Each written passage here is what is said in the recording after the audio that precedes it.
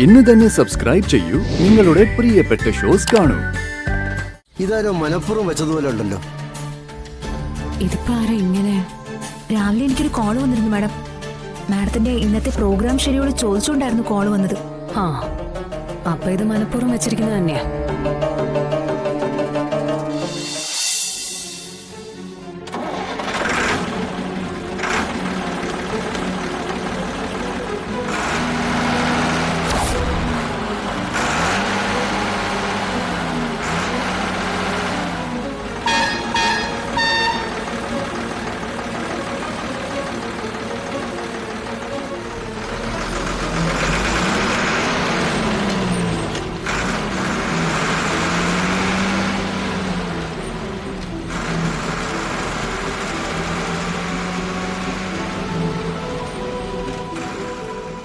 ഇവനാണ് ആണ്. ഇവന്മാരെ പോലുള്ളവരെ ഒതുക്കാൻ ഇതുപോലുള്ള ഒറ്റക്കൊമ്പന്മാര് തന്നെ വേണം. വിഷ്ണു, നിന്റെ തുടക്കം ഗംഭീരമായടാ.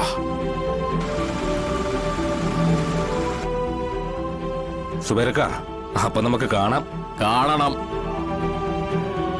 വാടാ.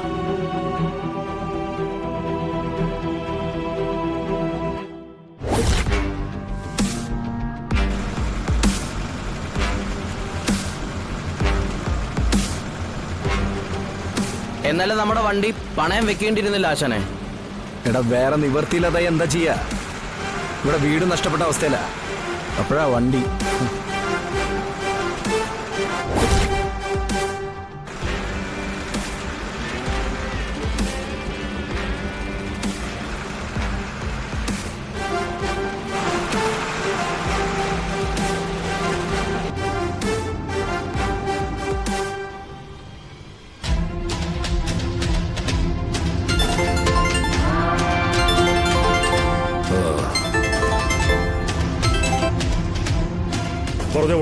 ഒരു മുയൽക്കുട്ടിയെ കൂട്ടിലാക്കാൻ പറഞ്ഞിരുന്നു.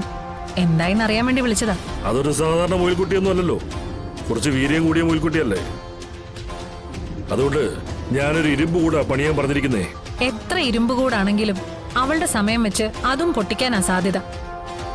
അതുകൊണ്ടൊന്ന് അറിഞ്ഞു നിന്നോണം. എടീ, വല വയ്ക്കുന്നതും ഈ കെണിക്ക് ഒരുക്കം കൂട്ടുന്നതൊക്കെ ഈ ചന്ദ്രബോസ മോളെ. എന്റെ കെണിയിൽ നിന്ന് രക്ഷപ്പെടാനേ അവളൊന്ന് അറിഞ്ഞ് പരിശ്രമിക്കേണ്ടി വരും. എത്ര പരിശ്രമിച്ചാലും ഞാൻ ഇപ്പോ തീർക്കുന്ന പത്മവ്യൂഹത്തിൽ നിന്ന് അവൾ പുറത്തോട്ട് വരില്ല. അത്തരമൊരു കൂട്ടാമ്പോളെ ഞാൻ പൂട്ടിയിരിക്കുന്നേ. എന്നിട്ടിപ്പോ കെണിയിലേക്ക് വീഴാൻ വരുന്നവളുടെ അവസ്ഥ എന്താ? ഒടുക്കത്തെ ഭാഗ്യം ഉച്ചിയിൽ ഉദിച്ചു നിൽക്കുന്നവളാ. കണക്കൂട്ടലുകൾ മാറിപ്പോവാൻ നിമിഷങ്ങൾ മതി ചിറ്റപ്പാ. എന്റെ ഈ ഓപ്പറേഷൻ സക്സസ് ആവോ ഇല്ലെന്ന് എന്റെ മോക്ക് സംശയമുണ്ടോ? എപ്പോഴും ഇല്ലാത്തൊരു ടെൻഷൻ ആ വാക്കുകളോടെ ഞാൻ കാണുന്നുണ്ട് കേട്ടോ. അത് ഈ പിശാശ് പിടിച്ചവളുടെ കാര്യമായതുകൊണ്ടാ ചിറ്റപ്പ. നമ്മൾ എന്തെല്ലാം നോക്കി ഇവളെ അവനെ തീർക്കാനായിട്ട്, പക്ഷെ കഴിഞ്ഞില്ലല്ലോ. അവന്റെ ചാവടിയന്തരത്തിന്റെ ഡേറ്റ് വരെ നമ്മൾ കുറിച്ചില്ലേ? എന്നിട്ട് വല്ലതും നടന്നോ? ചിറ്റപ്പൻ ഓരോന്ന് പ്ലാൻ ചെയ്യും, പിന്നീട് അത് നടപ്പിലാക്കാൻ നോക്കും, പരാജയപ്പെടും. അവസാനം അവൻ വന്ന് ചിറ്റപ്പനെ എടുത്തിട്ട് പെരുമാറും. നീ ഒരുമാതിരി ഞാൻ എന്തെങ്കിലും പറഞ്ഞാ കൂടി പോവോ മോളെ? ചിറ്റപ്പൻ ദേഷ്യപ്പെടാൻ വേണ്ടി പറഞ്ഞതല്ല. നടന്നു വരുന്ന പതിവ് കലാപരിപാടികളുടെ ഒരു ഏകദേശ രൂപം പറഞ്ഞേ ഉള്ളൂ. അങ്ങനെ ഇനി സംഭവിക്കരുത്, അതിനുവേണ്ടി ഒന്ന് ഓർമ്മിപ്പിച്ചതാ. എനിക്കറിയാം എന്ത് ചെയ്യണമെന്ന്. എന്നാ എന്റെ മോള് കേട്ടോ, ശാലിനി വന്ന് കയറാൻ പോകുന്നതേ കാലന്റെ ബന്ധുവീട്ടിലേക്കാടി. ഈ ബന്ധുവീട്ടിലേക്ക് വന്നു കഴിഞ്ഞാൽ പിന്നെ പെട്ടെന്ന് പോവാൻ പറ്റില്ല. നമ്മുടെ പദ്ധതികൾ ഇവിടെ നടക്കണമെങ്കിൽ ശാലിനി കുറച്ചു നാളത്തേക്ക് ജില്ലാ കളക്ടറുടെ കസേരയിൽ ഇരിക്കരുത്. അത്രേ എനിക്ക് വേണ്ടൂ. എടി, അവള് കളക്ടർ കസേരയിൽ മാത്രമല്ല, ചിലപ്പോ ഈ ഭൂമിയുടെ മുകളിൽ പോലും ഇരിക്കില്ല. അതിനുള്ള പണിയൊക്കെ ഉണ്ടാക്കി വെച്ചിട്ടാ മോളെ എന്റെ ഈ ചിറ്റപ്പൻ പോകുന്നത്. അല്ല, അത് ചോദിച്ചില്ലല്ലോ. ചിറ്റപ്പൻ എങ്ങോട്ടേ പോന്ന്? എടി, അവള് തീർന്നെന്ന് ഉറപ്പുവരുത്താനേ ഒരു സർക്കാർ ഉദ്യോഗസ്ഥന്റെ സാന്നിധ്യം വേണം. മൂക്കിൻ തുമ്പിൽ ഇങ്ങനെ വിരലെന്ന് വെച്ച് നോക്കാൻ വേണ്ടിയിട്ടേ. അതിനുള്ള പോക്കാടി. അവളെ ഇപ്പൊ ഫുൾ എന്റെ നിയന്ത്രണത്തിലാ. ഏത് നിമിഷവും അവക്കൊരു അറ്റാക്ക് പ്രതീക്ഷിക്കാം. ഹാവൂ, ശാലിനി വിഷ്ണു എന്ന പേരിൽ നിന്നും ശാലിനി വിട്ടൊഴിയാൻ പോകുന്നു. ആളെവിടെ വരെ എത്തിന്നുള്ള വല്ല സൂചനയും കിട്ടിയോ? ഈ ചമ്പാട് എസ്റ്റേറ്റിന്റെ ക്രോസ് ചെക്കിങ്ങിനായി ഇപ്പൊ അവളവിടെ എത്തും.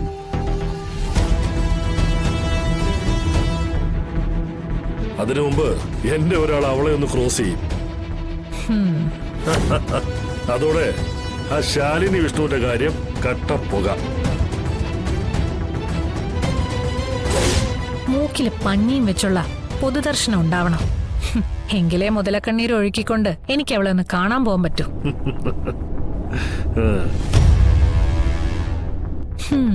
അല്ല, റീത്തിൽ എന്തെഴുതും? എന്റെ പേരെങ്ങാനും എഴുതി വെച്ചാ ചത്തതാണെന്നൊന്നും അവള് വിചാരിക്കില്ല. എഴുന്നേറ്റ് വന്ന റീത്തെടുത്ത് എന്റെ മുഖത്ത് വലിച്ചെറിയും. വല്ല അജ്ഞാത സുഹൃത്തെന്ന് എഴുതാം. എന്താ ചിറ്റപ്പ? നീ റീത്തും വാങ്ങി വെച്ചിരുന്നു. മരണവാർത്തയുമായിട്ടെ ചിറ്റപ്പൻ ഇപ്പൊ വിളിക്കാം.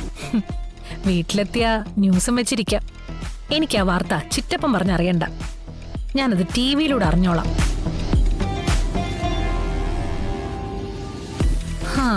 അത് കേൾക്കുമ്പോ എനിക്കൊന്ന് ഞെട്ടണം. സന്തോഷം കൊണ്ടുള്ള ഞെട്ടൽ. ശരി ചിറ്റപ്പ, കാര്യങ്ങളൊക്കെ നല്ല അടിപൊളിയായിട്ട് നടക്കട്ടെ. ഓക്കെ.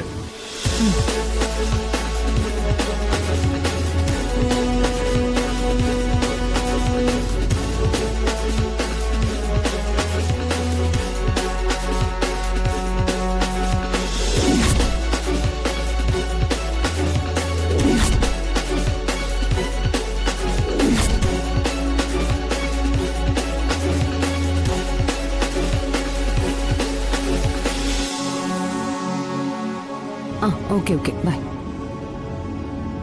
വൈകില്ലേ മോളെ? ഇല്ല രാമേട്ടാ.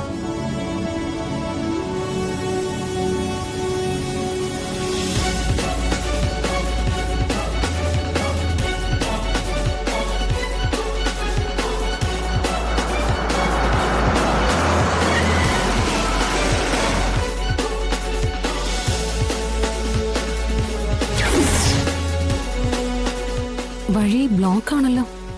ഞാൻ നോക്കട്ടെ.